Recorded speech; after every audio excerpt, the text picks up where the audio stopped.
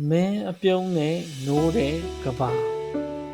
မင်းကိုလှတယ်လို့ပြောရင်ကဘာကကိုယ့်ကိုပြုံးတယ်လရောင်အောက်ကတိမ်ပါပါဟာမျက်မှောင်နဲ့တောင်တန်းတွေရဲ့အထက်မှာကျယ်လေးတွေတလက်လက်ထနေတော့လေပြေကကိုယ့်ကိုလှောင်ပြောင်သွားတယ်မင်းချစ်သူကလှပါတယ်တဲ့ကိုဟာတိတ်စိတ်ကူးရင်လွန်းတယ်ကိုဟာတိတ်ဝေးလွန်းတယ်ကိုဟာမင်းအရိပ်အယောင်နဲ့တင်အရာရာကိုမေ့လျော့လို့မင်းဟာတနေ့တစ်တနေ့ကိုကဘာထဲဝင်ရောက်ခဲ့ရာမင်းဟာကိုဖြေရမယ့်စာမေးပွဲလိုမင်းဟာကိုလိုက်ရမယ့်ရွှေသမင်လို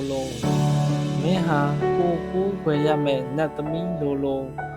မင်းဟာကိုလေ့လာရမယ့်ဓာတ်ခွဲခန်းလိုနဲ့တနေ့တနေ့အဖြေကိုမှန်းဆနေရတာနဲ့ပဲ